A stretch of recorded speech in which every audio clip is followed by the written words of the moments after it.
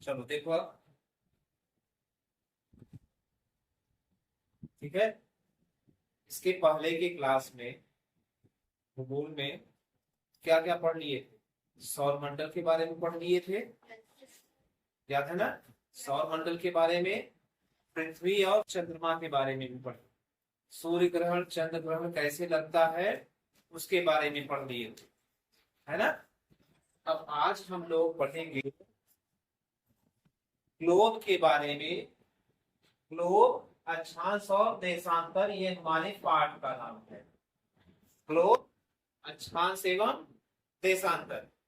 तो तीन चीजें हैं इस पाठ के नाम में, तीन चीजें हैं, ग्लोब, अक्षांश, देशांतर। इन तीनों चीजों के बारे में अभी धीरे धीरे समझेंगे। ये तीनों है क्या, ग्लोब क्या है, अक्षांश क्या है, देशांतर क्या है। ठीक। ये जो चित्र देख रहे हो, इस वस्तु का जो चित्र देख रहे हो, ये तुम देखे हो, ये आपने देखा होगा। ये है क्या? ये ग्लोब कहा जाता है ना? इसको ग्लोब कहते हैं, GLOBE, ग्लोब। इसका नाम है ग्लोब।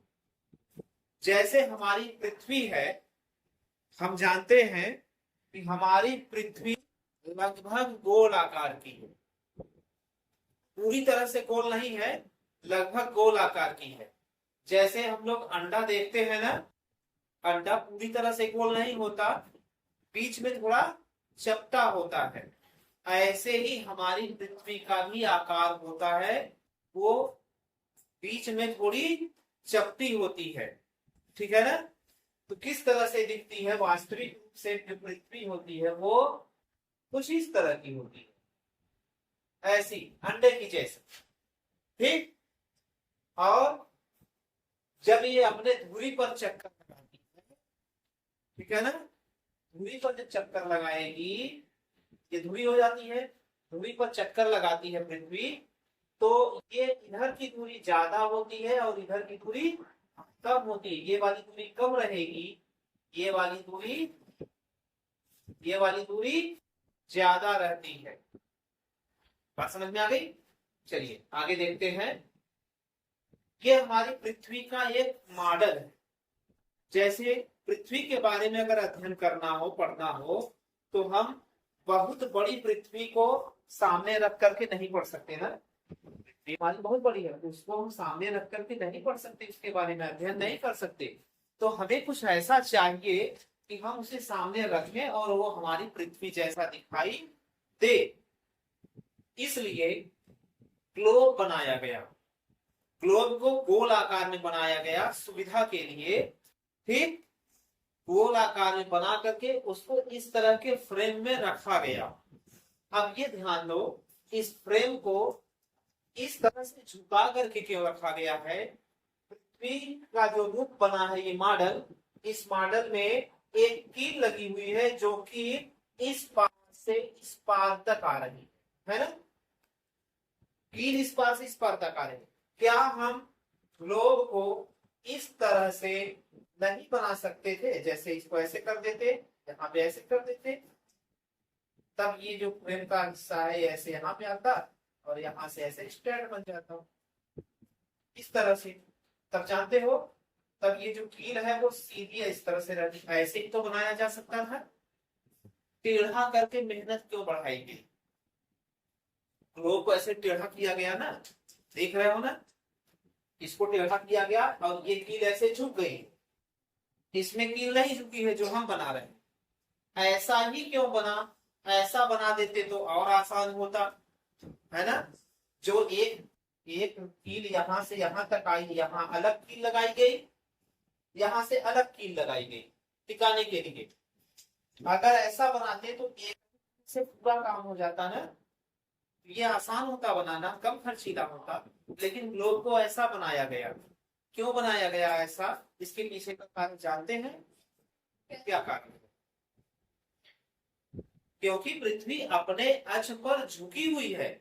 जो हमारी पृथ्वी है ना, वास्तविक पृथ्वी जो है, यह भी झुकी हुई है। समझ गए? ये भी झुक करके अपना घूर्णन कर रही है, अपने अक्ष पर झुक करके घूम रही है। पृथ्वी अपने अक्ष पर किसी भी ऐसे ऐसे घूमती है, ठीक है ना।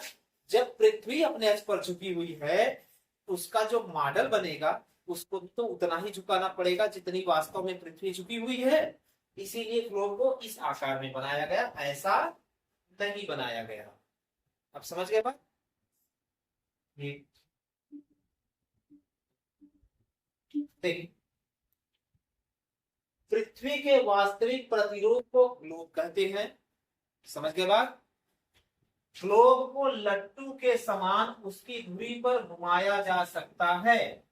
जैसे लट्टू नचाएंगे तो लट्टू अपनी धुरी पर इस तरह से घूमता है ना, ऐसे ही पृथ्वी है हमारी। ये मान लो पृथ्वी की धुरी है, हमारा हाथ जो है ये पृथ्वी है, ऐसे। ठीक, तो पृथ्वी ये धुरी हो गई।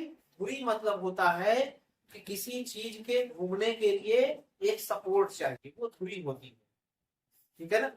जैसे साइकिल का पहिया आपने देखा है, साइकिल के पहिए का बीच में जो हिस्सा होता है जो चिमटे से लगा होता है, उसी पर तो साइकिल का पहिया घूमता है ऐसे ऐसे। जो बीच में रहता है उसी को क्या करते हैं हम लोग? धुरी कहते हैं ना। धुरी या धुरा बोलते हैं ना उसको। साइकिल का पहिया ऐसे है, इसकी तीलियां बीच में ऐसे बना होता है, यहीं पर सारी तीली आकर के लगती है, यहीं से तो घूमता है साइकिल का पहिया। ये जो होता है इसी को धुरी कहते हैं। क्या बोलेंगे इसको? इसी को धुरी कहते हैं। समझ गए? यही धुरी है। ऐसे ही पृथ्वी की धुरी ये है, ठीक है ना। तो पृथ्वी अपनी धुरी पर, पृथ्वी ऐसे है अपनी धुरी पर झुक गई। पृथ्वी की धुरी झुक गई है इस तरह से, देखो पृथ्वी की धुरी इस तरह से झुक गई है। अब पृथ्वी अपनी धुरी पर ऐसे ऐसे घूमती हुई है, देखिए पृथ्वी अपनी धुरी पर इस तरह से चक्कर लगाएगी ऐसे, ठीक है ना। इस तरह से, इस तरह से पृथ्वी अपनी धुरी पर इस तरह से चक्कर लगाएगी। यहां तक समझ गए? देखिए हमारी पृथ्वी भी इसी प्रकार अपनी धुरी पर घूमती है। जैसे लट्टू लट्टू घूमता है गोल गोल गोल गोल, वैसे ही पृथ्वी भी अपनी धुरी पर घूमती है। पृथ्वी लगभग गोलाकार की है या ध्रुवों पर थोड़ी चपटी। ध्रुवों का मतलब क्या होगा? जैसे ये हमारी पृथ्वी का मॉडल है, ठीक। तो ये एक ये है उत्तरी ध्रुव, उत्तरी ध्रुव, और ये है दक्षिणी ध्रुव। जो हमारी वास्तविक पृथ्वी है वह ध्रुवों पर थोड़ी चपटी है, ऐसे है ना पृथ्वी, और अपनी धुरी पर ऐसे है। तो यहाँ पर चपटी है, यहाँ पर चपटी है, और बीच में फैली हुई है। वही बात यहाँ कह रहे हैं, ध्रुवों पर थोड़ी चपटी एवं मध्य में थोड़ी भरी होती है। पृथ्वी का जो वास्तविक आकार है ये पृथ्वी का जो आकार है इसको जियोइड कहते हैं। जियोइड ना, इस आकार का नाम क्या है? जियोइड नाम है इस आकार का, ठीक। जैसे अंडे के आकार को अंडाकार कहते हैं, वैसे पृथ्वी के आकार को जियोइड कहा जाता है। जब तुमसे कोई पूछे कि पृथ्वी का आकार कैसा है तो आप बताएंगे जियोइड है, ठीक है ना। जियोइड को हिंदी में कहा जाता है भू आभ। समझ गए बात? देखिए ये हो गया ध्रुव, उत्तरी ध्रुव, दक्षिणी ध्रुव। उत्तरी ध्रुव और दक्षिणी ध्रुव से सीधे निकलती है हमारी कौन सी अक्ष? इसको क्या बोलते हैं? ये अक्ष रेखा है। कौन सी रेखा है? हाँ, ये ग्लोब में केवल दिख रहा है, वास्तव में जो पृथ्वी है उसमें कोई रेखा खींची नहीं गई है। ये हम केवल ग्लोब में खींचते हैं अपने अध्ययन की सुविधा के लिए, कि अगर हम रेखा खींचे रहेंगे तो हमें पता रहेगा कि पृथ्वी अपने अक्ष पर कितनी झुकी हुई है। अब ये देखो, ये जो अक्ष रेखा है ये झुकी हुई है ना। अगर हम यहाँ से एक सीधी रेखा खींचे तो यहाँ एक कोण बन रहा है। कोण हम लोग पढ़े हैं, यहाँ एक कोण बन रहा है, ठीक है ना। ये जो कोण है, ये कोण जो है ये 23.5 अंश होता है, ठीक है ना। ये कोण 23.5 अंश, सॉरी यहां से नहीं,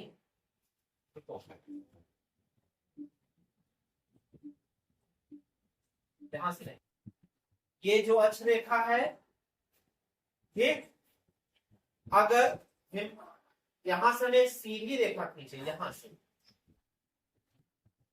ये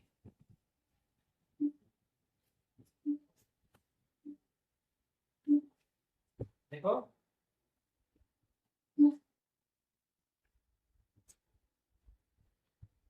ये सीधी रेखा एक ये है, और ये रेखा सीधी ना हो करके झुक गई है, ये जो झुकाव आएगा ये आएगा 23.5 अंश, 23 सही 1/2 अंश। तो पृथ्वी अपने अक्ष पर कितनी झुकी हुई है? 23 सही 1/2 अंश, 23.5 अंश झुकी हुई है। इतना बात समझ में आई? चलिए आगे देखते हैं। ये यहां से पृथ्वी अपने काल्पनिक अक्ष पर झुकी हुई स्थिति में घूमती है। ये इसकी झुकी हुई स्थिति है, ये झुकी हुई स्थिति है, ये काल्पनिक अक्ष है, ठीक है ना। वास्तव में पृथ्वी पर कोई अक्ष नहीं है, लेकिन हम ध्रुव पर रेखा इसलिए खींच रहे हैं कि हमें पता रहे कि पृथ्वी कितने अंश झुकी हुई है और कौन सी रेखा पर झुकी हुई है। तो पृथ्वी अपने अक्ष पर 23.5 अंश झुकी हुई है, ठीक, कितनी? 23.5 अंश झुकी हुई है। ये है, ये जो झुकाव बनेगा ये 23.5 अंश का झुकाव है, ठीक। उत्तरी ध्रुव कौन सा है? ये है ना, ये है उत्तरी ध्रुव, ये है दक्षिणी ध्रुव,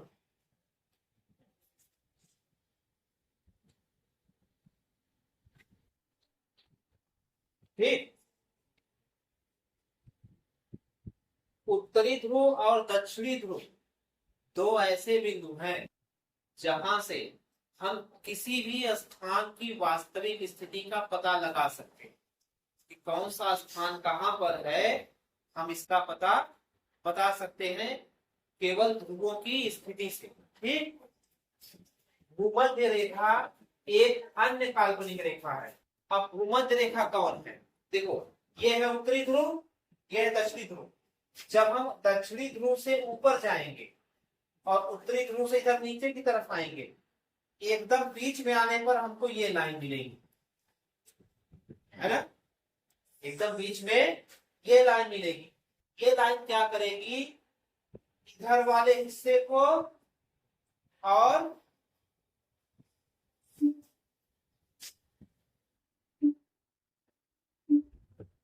इधर वाले हिस्से को, एक हिस्सा इधर वाला बनेगा, एक हिस्सा इधर वाले बनेगा। ये भूमध्य रेखा है। भूमध्य रेखा का काम क्या है? भूमध्य रेखा दोनों हिस्सों को बराबर बराबर बांट देती है। ये हिस्सा किस दिशा में है? उत्तर दिशा में है, तो इसको कहेंगे उत्तरी गोलार्ध, ठीक है। ये हिस्सा दक्षिण में है, इसको कहेंगे दक्षिणी गोलार्ध। समझ गया? उत्तर का हिस्सा उत्तरी गोलार्ध, नीचे का हिस्सा दक्षिणी गोलार्ध, ठीक है ना। उत्तर वाला जो हिस्सा उत्तरी गोलार्ध, दक्षिण का हिस्सा दक्षिणी गोलार्ध। इस तरह से भूमध्य रेखा पृथ्वी को दो बराबर भागों में बांट देती है, उत्तरी गोलार्ध और दक्षिणी गोलार्ध। यहां तक बात समझ गए? आगे देखिए। अब हमने देखा उत्तरी ध्रुव किधर है, दक्षिणी ध्रुव किधर है, उत्तरी गोलार्ध किधर है और दक्षिणी गोलार्ध किधर है। भूमध्य रेखा हमने देखा पृथ्वी को एकदम बीच से दो भागों में बांट देती है। अब बात आती है कि कोई भी स्थान अगर है पृथ्वी पर, उसकी स्थिति की अगर बात की जाए कि वह स्थान कहां पर है, तो दो तरीका होता है हमारे पास बताने का। एक तरीका तो ये होता है कि कोई ऐसा स्थान हो जो ज्यादा चर्चित हो, जिसको सब लोग जानते हो, उसका नाम लेके बताएं। जैसे अगर कोई पूछे कि जौनपुर जिला कहां पर है, तो आप बताएंगे किसी दूर वाले को जो कभी नहीं आया है जौनपुर, उसको आप बताएंगे कि बनारस के बगल में है ना। या आपसे अगर कोई किसी जगह का पता पूछे, कि कोई पूछे कि रमेश का घर कहाँ है, तो आप बताएंगे कि किसी अस्पताल का नाम लेकर के या किसी स्कूल का नाम लेकर के उस अस्पताल के पास है या उस स्कूल के पास है, इस तरह से बताते हैं ना। बोलो, ऐसे बताया जाता है ना। जैसे अगर कोई तुमसे पूछे कि देवापुर स्कूल कहाँ है, तो बताएंगे सगरवा जो तालाब है उसके पास में है। तो स्कूल तालाब में है या तालाब स्कूल में है, इसका कोई सटीक पता चलेगा इससे? बताओ। इससे केवल हमको यह पता चलेगा कि कोई जगह किसी के पास है, ठीक है ना। एकदम सटीक जानकारी नहीं मिलेगी, ठीक है ना। जैसे जब हम पृथ्वी पर स्थित किसी स्थान को उसके आसपास के चर्चित स्थान जैसे नदी, मंदिर, स्कूल, अस्पताल, चौराहा आदि के सापेक्ष बताते हैं, तो उस स्थान की स्थिति को सापेक्षिक स्थिति कहते हैं। जैसे हमारा राज्य है उत्तर प्रदेश, उत्तर प्रदेश राज्य के पश्चिम में कौन सा राज्य है? राजस्थान। और उत्तर प्रदेश के पूर्व में कौन सा राज्य है? बिहार। तो पूर्व में तो और भी कई राज्य होंगे ना। बिहार कौन से नंबर पे है? दाहिने वाला कि बाएं वाला, किधर वाला है? ठीक है ना। एकदम सटीक एग्जैक्ट नहीं पता चलेगा। एक तरीका ये हो गया किसी स्थान के बारे में बात करने का। दूसरा तरीका क्या है?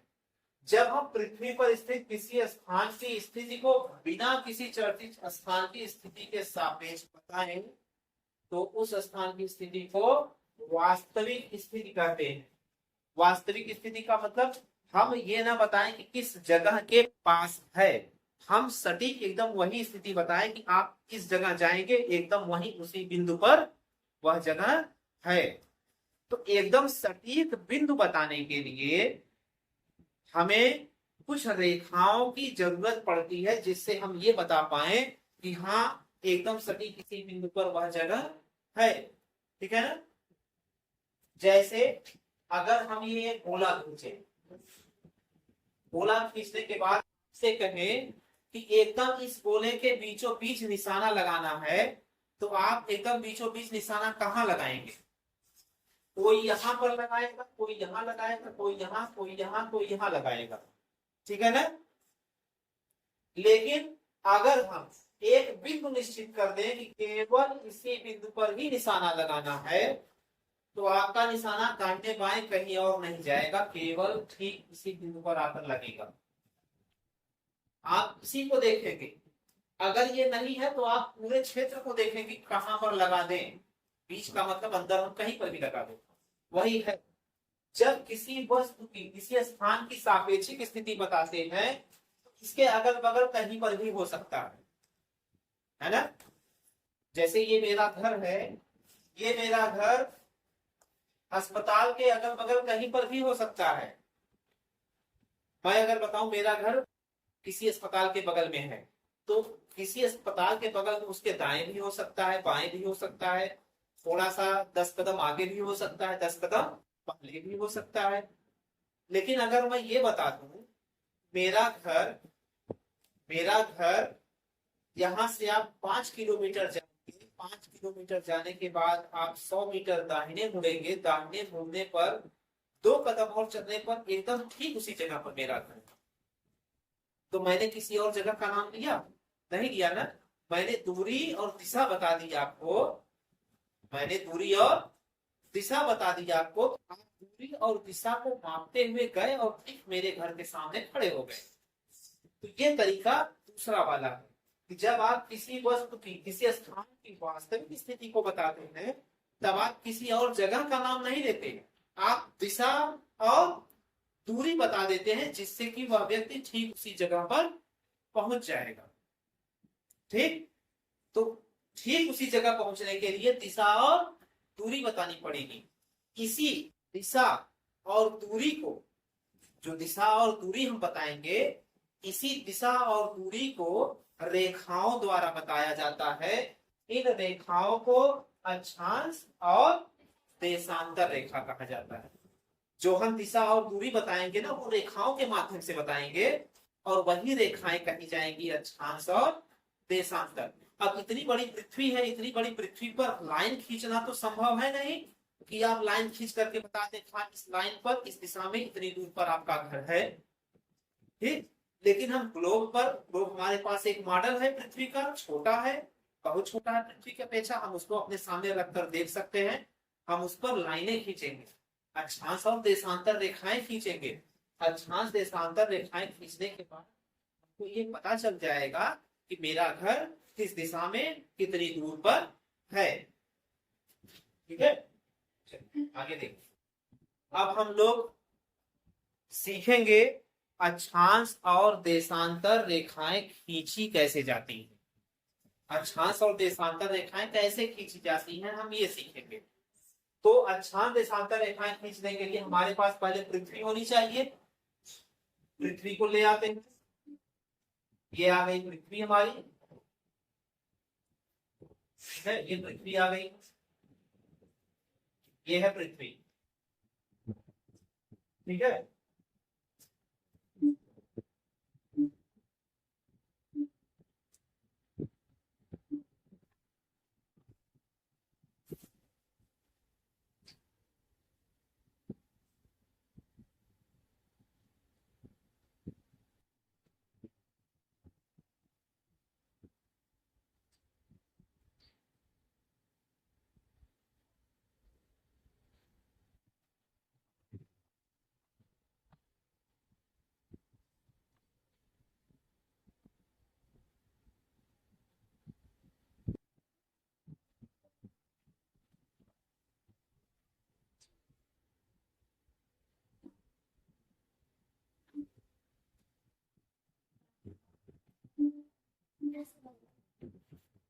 ये मान लो पृथ्वी का केंद्र है, ठीक है ना, ये पृथ्वी का केंद्र है।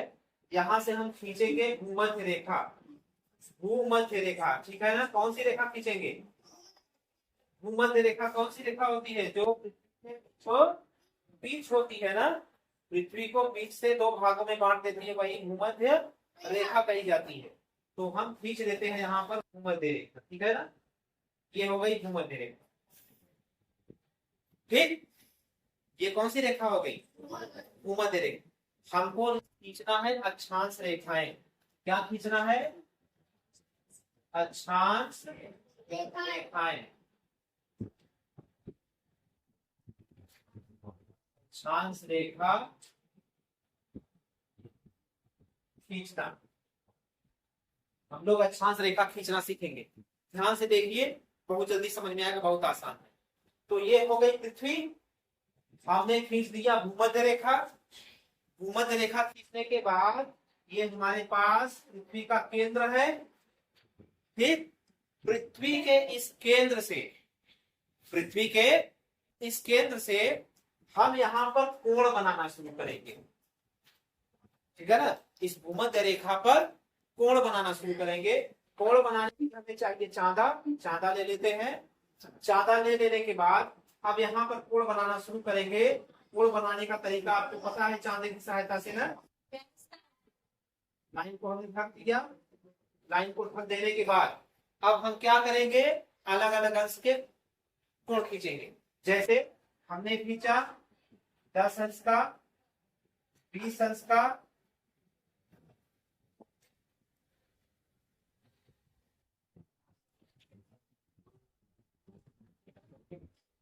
20, 30, 40, 50, 60,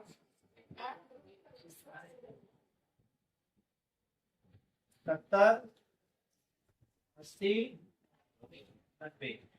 चांदी को हटा देते हैं, ठीक। अब लाएंगे स्केल, स्केल लाने के बाद अब हम इन कोणों को मिलाएंगे, ठीक है।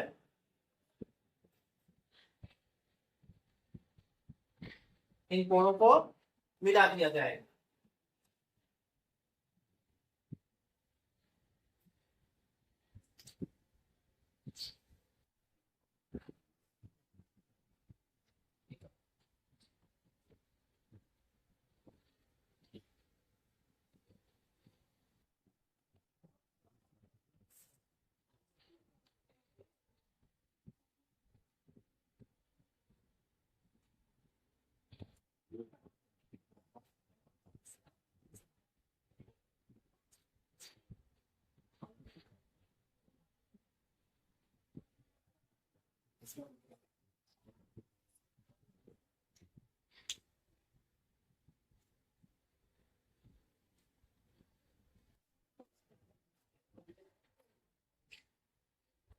कौन है, कहाँ जा रही है?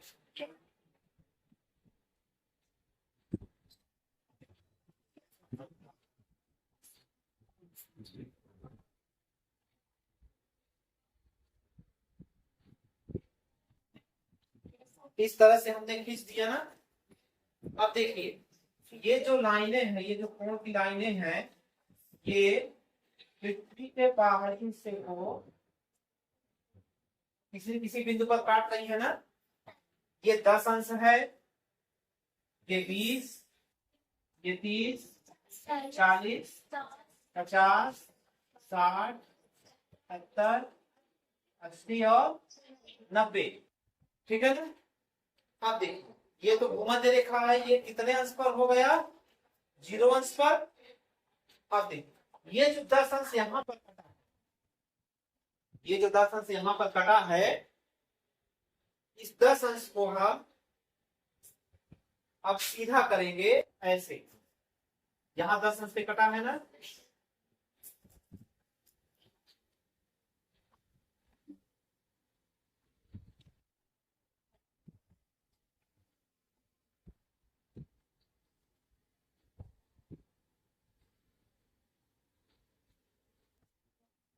ठीक।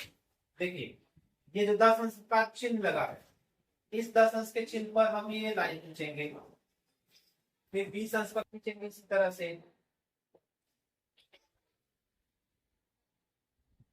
30 पर खींचेंगे, इसी तरह 40 पर,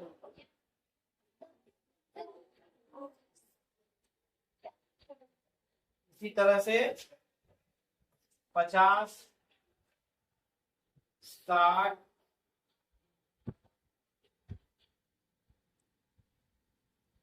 70 पर, 80 पर। ठीक। जब 90 पर खींचेंगे तो 90 पर केवल एक 90 पर केवल हमें ये बिंदु मिलेगा। ठीक है ना। 90 पर केवल एक बिंदु मिलेगा। अब देखो ये जो 10 अंश, 20 अंश, 30 अंश, 40 से लेकर के 90 अंश तक मिला है, ऐसे ही हमको इधर भी मिलेगा। 10, 20, 30, 40, 50, 60, 70, 80 और 90 अंश का इधर भी मिलेगा। ठीक है ना।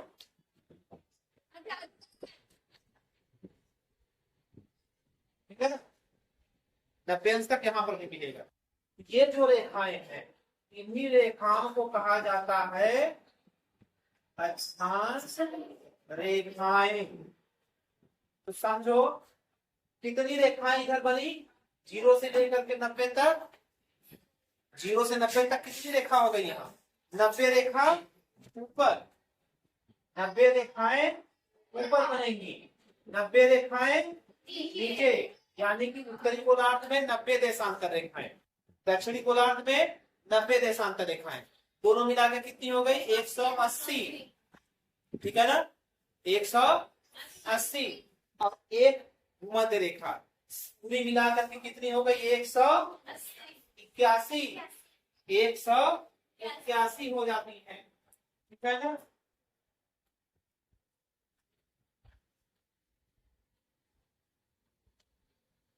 एक 181 अक्षांश है और अक्षांश रेखाएं 181 अक्षांश है और 179 अक्षांश रेखाएं होती है। ठीक। 179 अक्षांश रेखाएं कैसे होंगी? देखो पूरी 181 अक्षांश है, 181 अक्षांश में से ऊपर वाला जो है और नीचे का जो 90 अंश है ये भी केवल बिंदु हो गया, तो बिंदु को रेखा नहीं कर सकते। एक ये घट गया, एक ये घट गया। 181 में से जब 2 घटा देंगे तो कितनी रेखाएं बचेंगी? 179। तो अगर कोई पूछे 179 अक्षांश रेखाएं और अक्षांश कितने 181। ठीक, चलो अब इसके बाद आगे जो होगा, आगे का कल पढ़ा जाएगा, अगली क्लास में देखेंगे। इसके बाद हम देखेंगे देशांतर रेखाएं क्या होती हैं, अक्षांश रेखाओं की मदद से हम किसी स्थान की स्थिति को कैसे बता पाते हैं। ठीक है, ये अगली क्लास में देखा जाएगा।